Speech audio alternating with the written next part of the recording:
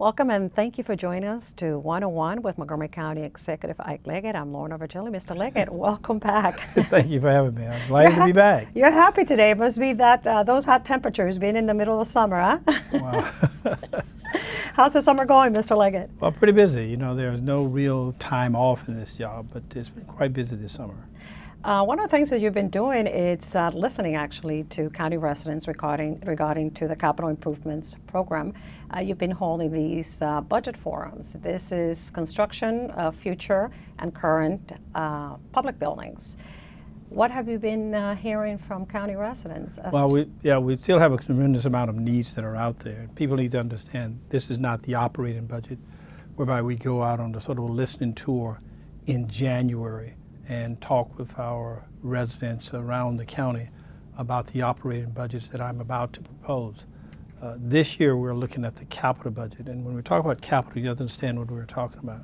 We're talking about large construction projects that we generally look at in terms of bond funding, and we set aside a certain amount of monies in our budgets to in fact anticipate construction for schools, recreational centers, libraries, large projects that really are not those things that you see that have a sort of an annual budget, but a long budget.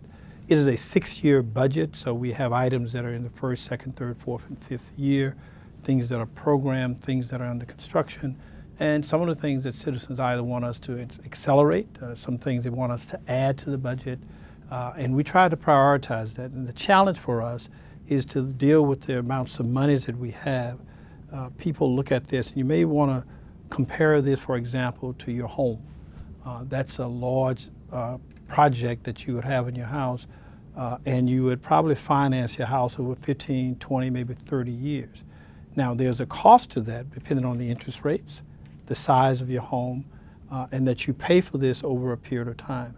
So oftentimes people look at that and think, well, this is easier to do, without recognizing the cumulative effect of all of those monthly mortgage payments that you'd have to pay.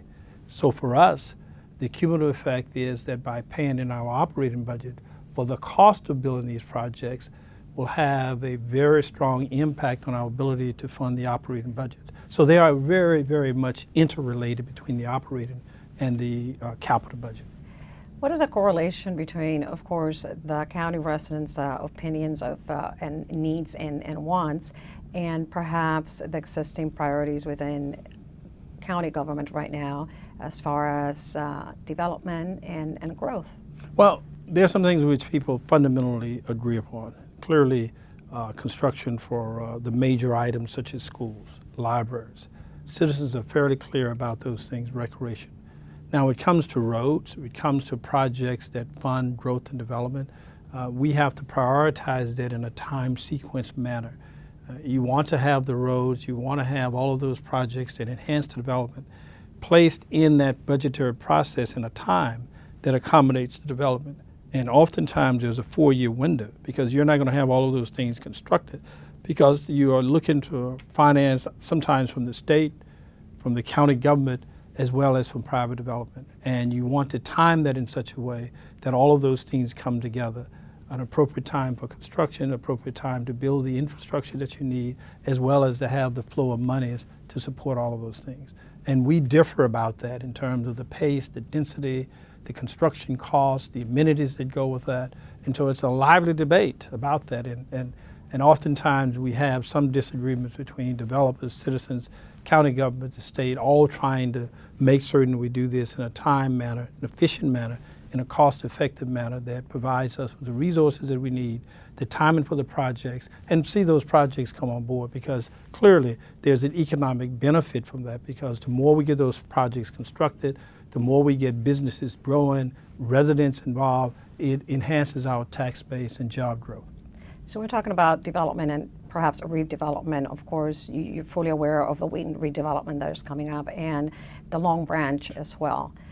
What is the difference between those two parts of the county that are posed to have redevelopment coming up? Well, there are some similarities. Let's start with the similarities. There's talking about communities that, for whatever reason in the past, have not had the level of economic growth and development, say, for example, in Bethesda, Silver Spring, Rockville. And so, to some degree, These have been, in my opinion, neglected communities that need primarily small business growth in those areas and to have the transportation infrastructure that's there. One of the big differences between, so for example, Long Branch and Wheaton is that Wheaton essentially sits right on top of a major metro station with two metro stations between Silver Spring and Glenmont, and it's sort of at the crossroad.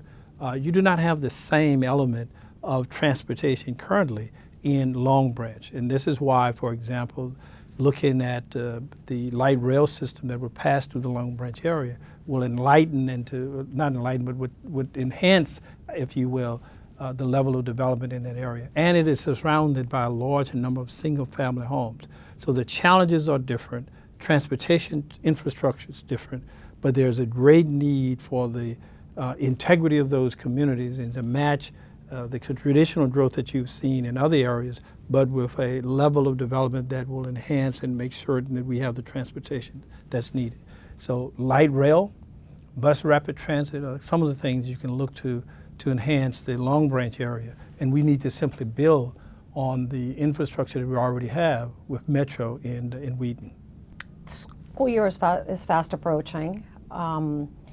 School security is included in your budget for additional security measures, including cameras inside and outside high schools, middle schools, and elementary schools in the county. Are we going to see those implemented for the beginning of the upcoming school year, or is this going to be phased in the next few months? No, we will have the additional officers in the school. We will also have the additional technology in the schools, the cameras. In addition to what we've provided locally, the state has also provided $25 million to support local communities to enhance security. And so we'll be looking to the state to support the local efforts, but I think we will see a much more robust kind of effort in terms of security, both in terms of personnel as well as to technology to enhance that. Very quickly, I want to talk about the e-books. County Council just introduced a resolution recently. It's obvious that the libraries pay more than an individual to purchase these e-books, and the county is trying to sort of figure it out with the publishers. What is this really going to accomplish? Well, it's a frustration right now because when you look at the modern technology and the way we're going in terms of our use of technology, e-books have really taken off, and we have such a large demand in the county. But they're also very expensive. And when you evaluate the expense of the e-books compared to what the government is purchasing for our library system versus what you pay for it in the private sector, there's a huge gap here. And I think that we need to close that. And so what the council, myself, and others around the state and around the nation are trying to do is to get the publishers to look at what they are doing, because in many ways it's almost as we've been gouged in terms of the cost that we're looking at.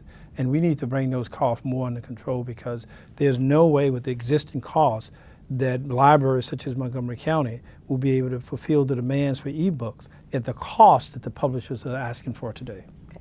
We're going to take a short break, Mr. Leggett. We'll be right back. Don't go away. And you too, stay tuned. We'll be right back.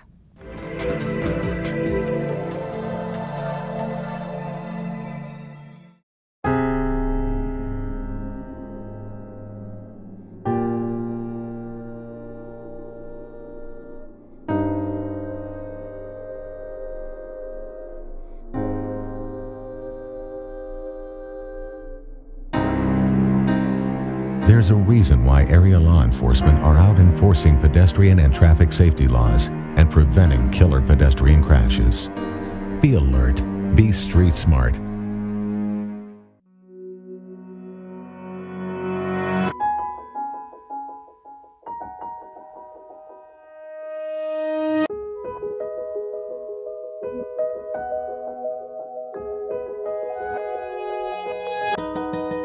For those dealing with the daily struggles of caring for a loved one, we hear you. That's why AARP created a community with experts and other caregivers to help us better care for ourselves and the ones we love. Did you know there are more than 10,000 county government phone numbers? But there's only one number you need to remember for non-emergency calls: 311. MC311 is Montgomery County Government's online telephone information system. Need information? Have a problem or complaint? Trying to locate a county government facility? call 311. The call center is open Monday through Friday, 7 a.m. to 7 p.m. The website is available 24 hours a day, 7 days a week. Eviction, security deposits, rent increases, leases, notice to vacate. Help. For more information, contact the Office of Landlord-Tenant Affairs at www.montgomerycountymd.gov/OLTA or call 311. Are you sure they can recycle us, Clamshell? Hey, Dome, we're on a new recycling postcard. I can't wait to make a new start. Maybe I'll be a red carpet at a big premiere. And I'll get to paint the White House. Shh, here he comes. Now you can recycle more plastics in Montgomery County, including #1 PET plastics such as clamshells, deli containers, trays, lids, domes, and cups. Woohoo! We're in! For more information on recycling, contact the Montgomery County, Maryland Division of Solid Waste Services at 311. The wait is over. Recycle more plastics today.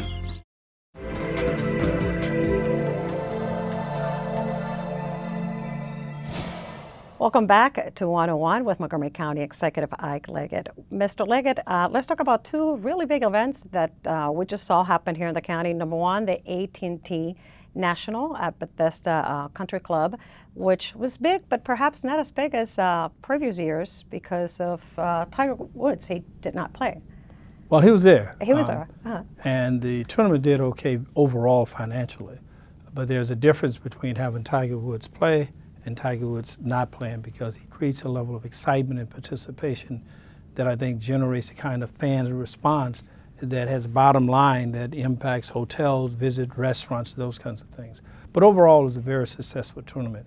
And we've had the tournament now for a number of years at Congressional, and it brings together a large number of entities that work together. Clearly, the Tiger Woods Foundation, AT&T, the Congressional Country Club has done a magnificent job of hosting this, as well as the county. I think we've become somewhat proficient in our ability to coordinate all the traffic concerns, the health and safety concerns, and managing that. I have a person on my staff by the name of Tom Street now, who's become sort of a resident expert in managing these types of tournaments. But keep in mind, at the very same time we are having the tournament, there are a couple of other things that are happening. It really overlaps and comes very close to the 4th of July. And at the 4th of July, we have fireworks displays, we have large numbers of parades, festivals, all going on virtually simultaneously. And so it taxes our ability to manage all that. But so our local volunteers, our fire and rescue, and our public safety police and others have done a magnificent job of those two events. Added to that this year was the Ethiopian soccer tournament that we worked with the Ethiopian community to bring to this region. And it was hosted basically at the University of Maryland Stadium. And they had over 100,000 people over a 4 or 5 day period to participate in this event. Exciting soccer, large numbers of venue, culturally geared toward the Ethiopian community, but a really festive time. The impact of that was tremendous. Virtually all of the hotels in the Silver Spring region were sold out, not for one day, but for an entire week. The same thing happened over in Prince George's County in the College Park area. It was a really successful event, and one that I hope that we can continue to bring back to Montgomery County and in Prince George's County, because it helps both regions. Economically, it was a real success. Restaurants were booked, hotels were booked, rental cars. They had to bring in rental cars from throughout this region in order to accommodate this tournament. Do we have a final number on those two? Now we're working on it. We're working on that to make certain we have the numbers. But it was really successful. I know when you see the hotels booked, all the restaurants, catering services, rental cars, all of those things really were just simply delighted, and they played a significant role in laying out the welcome mat for the Ethiopian community. Let's talk about the new Farmers Pilot Project initiative that it's been implemented in the county. What is its primary goal? Well, we've had it now over a year, and the goal basically is threefold. Number one, to make certain that we bring together and provide access to land for new entrepreneurs, people who want to be farmers, to make certain they get the business training that they need, and to match them with mentors, that is, with farmers who are currently farming, with those who want to be farmers. And you put those two together and you go out and you find land that is now land that is not being utilized for farming purposes within the agricultural community. And as a result of that, we bring together a very, very strong, sustainable entrepreneur who wants to protect farming, protect our agricultural reserve, and shorten that food chain between growth and what you ultimately see on your kitchen tables. But the objective here is to get new farmers involved. And they want to be involved. They just simply need a little bit of help. And this new pilot program that we started a year ago, I think is quite successful. And where are we getting the potential farmers from? I mean, we know where we get the people for biotech, but farmers, where do we get them from? Well, believe it or not, there are quite a few who want to be farmers in Montgomery County. They simply need a little bit of assistance and support. And so farmers have gone out and recruited. Our Department of Economic Development has sent out the plea to say, if you want to engage in this process, let us know. And we have quite a few success stories about local people who were not farmers before, who are now eagerly engaged in farming in Montgomery County. And it provides us with the next generation of future farmers to preserve the farmland that we have and to increase that very good supply that we have of food that we see at the local level. Let's transition into homelessness in the county. Recently, you and council members Leventhal and Craig Rice held an event basically calling for volunteers to go outside, I believe in the month of November, upcoming in November, to take a real count of the homeless that are sleeping in the streets in the county. What's next steps after that? Well, what we want to do is try to get and eliminate homelessness in Montgomery County. It is a big task, and I really have to give my hat off to Councilmember George Leventhal. He has been a passionate supporter of trying to resolve the challenges of homelessness in our county. I refer to him after one regional speech and listening to him as the Right Reverend George Leventhal, because when you listen to that speech and you hear him with the passion and the conviction that he brings to this issue, I think it's really, really something that we should all applaud. And his leadership has just been tenacious, dedicated, and committed. And I've joined, and others have joined with him in leading this effort to make certain that we know essentially the services that are needed. We determine where our homeless people reside and where they're located today. We try to identify services so that we can support them in their challenges. And as a result of that, we can probably place a large number of people who are in this predicament today with long-term, stable, affordable housing. And that's what we want to do. It is one thing to provide services. It's another thing to eliminate the problem altogether. The effort and the goal that we have here, and thanks to Councilman Leventhal's efforts, we want to, in fact, eliminate it. And if we can eliminate it, then I think the entire community will be benefited as a result of that. Will benefit as a result of that.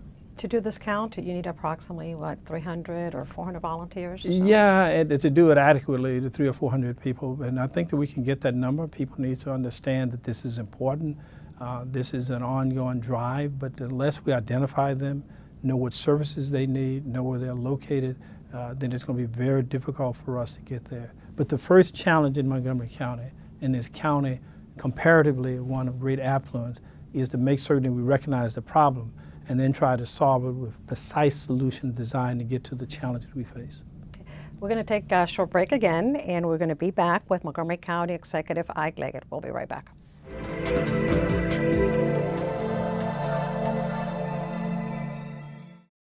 This summer, dig up some fun. Dig into reading. Who knows what you'll find? Explore with books and make the light shine. If you dig deep and are very clever, you'll find adventure and buried treasure. Watch the past unfold as stories are told. When you discover books, your imagination explodes. There's an amazing world right under your feet. Uncover the secret to make your summer complete. Visit your library and dig into reading. So, I'm kind of new here, but I've noticed a trend. My human does this funny thing where she goes around and gets all my toys, and then she hides them in that basket by the door. But it's always the same basket, and it's always in the same place. And then she acts so surprised when I find them, but, she's putting them in the same basket. Again.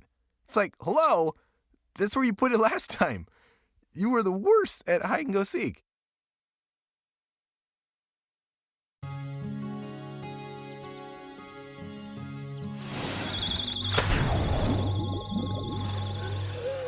You can never know which pool safety step will save a life. Until it does. No matter how safe you feel, adding multiple safety steps can mean the difference between a close call and a call to 911. Simple steps save lives. To learn some new ones, visit poolsafely.gov. If it wasn't for his doctor, he wouldn't be here. If it weren't for Montgomery County Fire and Rescue, he wouldn't be here. If it wasn't for the phone call, we wouldn't have been there. If I didn't call, I don't know where we would be.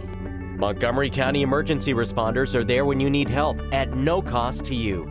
In an emergency, don't ever hesitate to call 911. If you live in Montgomery County, you will never get a bill or pay a dime. So if you have an emergency, call us. We're there for you.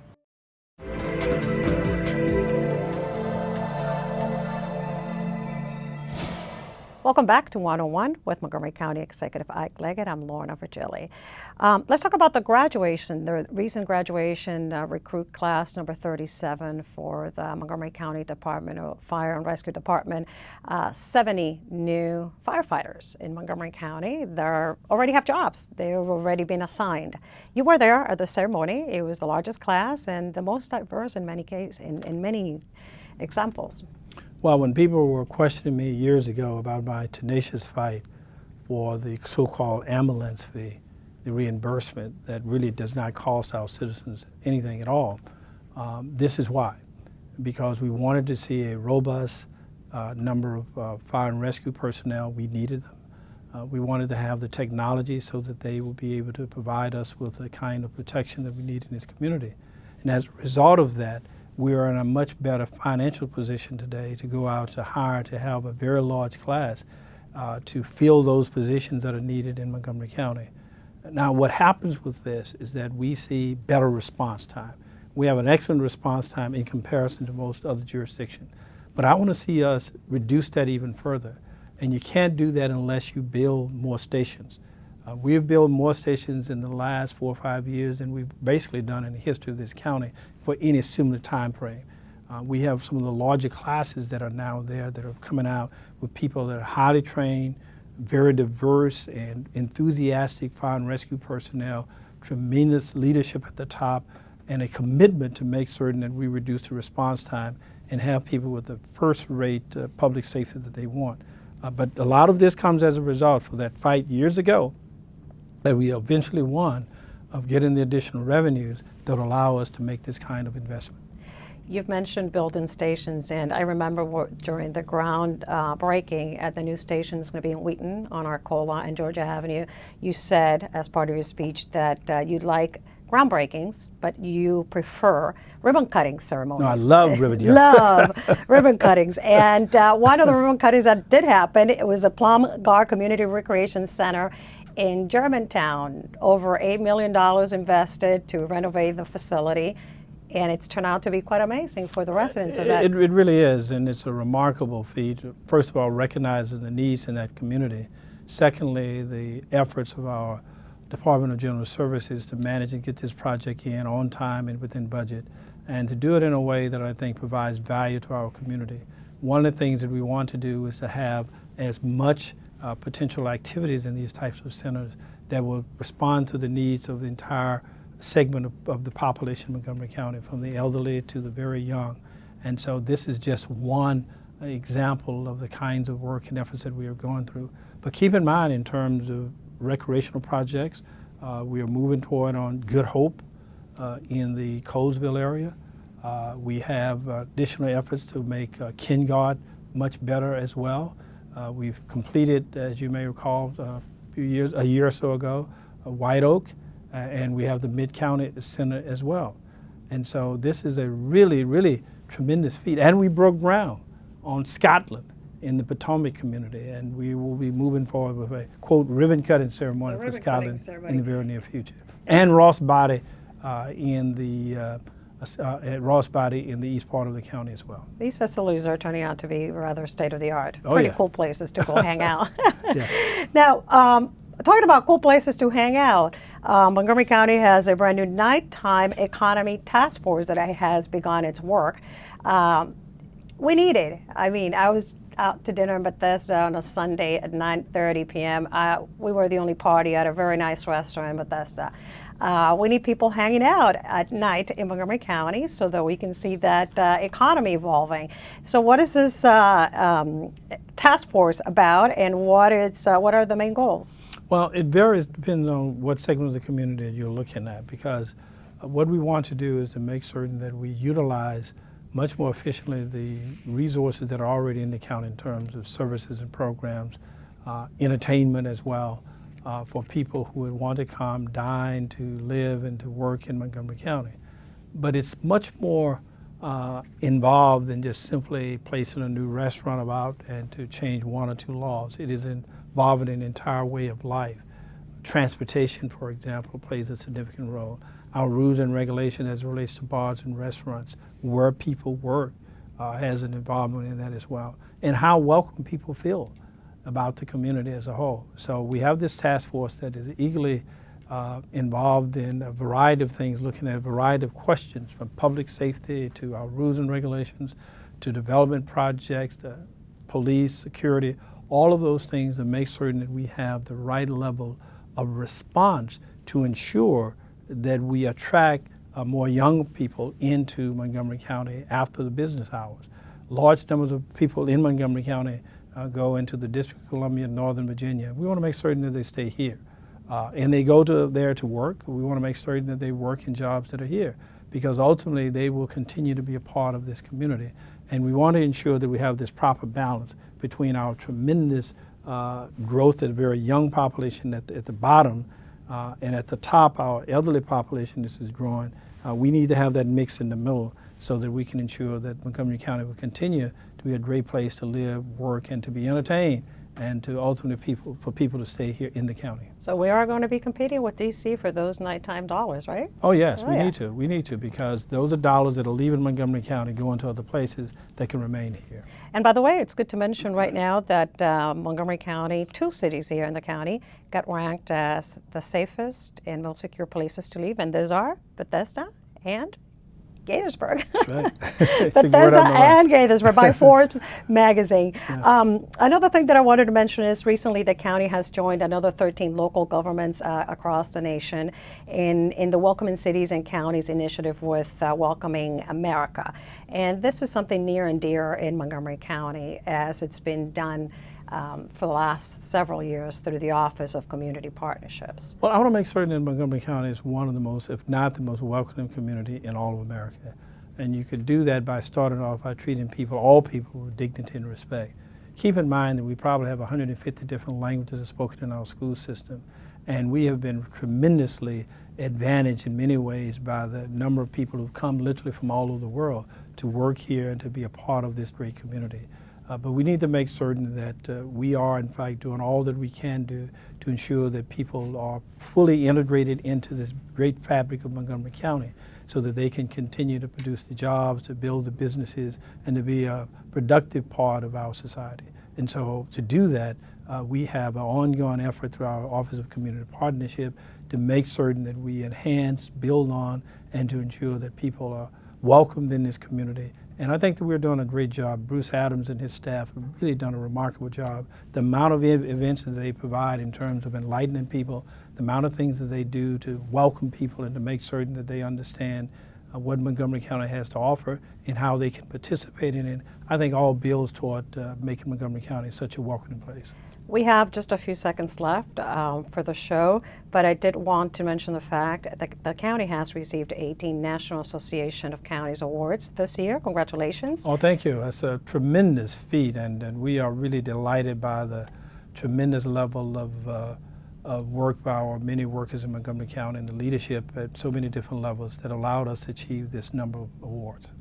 Thank you, Mr. Leggett. Very Thank kind. You. Enjoy the rest of your summer, and we'll see you in the fall. Yeah. And for you watching, remember, any information about the county, to visit montgomerycountymd.gov. I'm Lorna Vergelli, and thank you for watching.